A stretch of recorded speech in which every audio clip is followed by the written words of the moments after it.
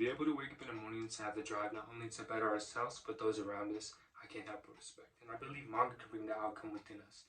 And I also like to talk about the basic understandings of manga because it's also one of the things I love. So I'd like to play this short clip for you.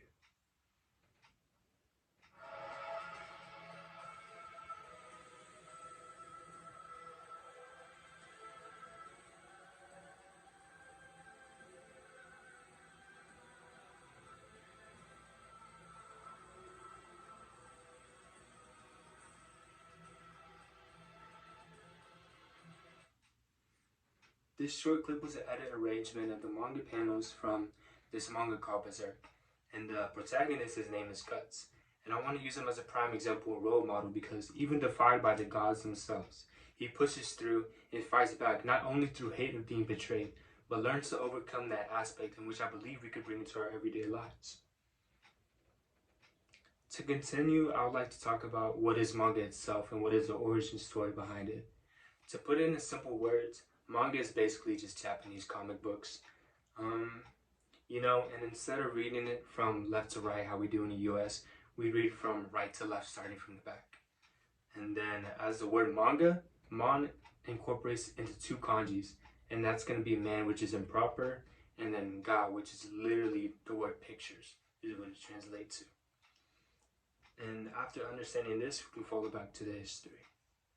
As it gains popularity from 1945 to 1952, but it literally dates all the way back to the 12th and 13th century.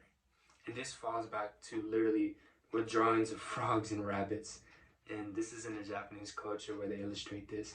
And this is also samurais and sumo wrestlers. But that's how far it dates back. But then the US also created occupations for Japan. Later, this is following after World War II when it gains that popularity in the time range I talked about. But that's when it gains popularity and it creates occupation within Japan, which inspires manga as it is today. And this is from comics such as in the US, such as popular Disney works as Betty Boop and Bambi. And it brought upon the godfather of anime known as Astro Boy. After understanding the origin story and what manga is, I would like to explain the two different types of manga. And it can be separated into many categories, but the two most it can be separated into, and the most relevant today, would be shonen and seinen. Shonen is more focused on demographic wise, it'd be elementary to high school age, and that's more of evil versus justice, fighting and stuff, or it could be romance, comedy, however you want to put it, but it's focused around that age group.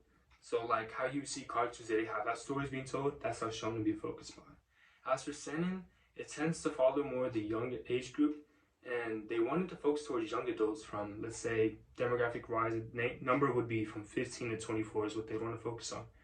But many men from ages of 15 older who can read kanji would enjoy seinen because they follow a more deeper, complex, and darker story, which challenges us not psychologically, but also emotionally, and makes us understand the story better.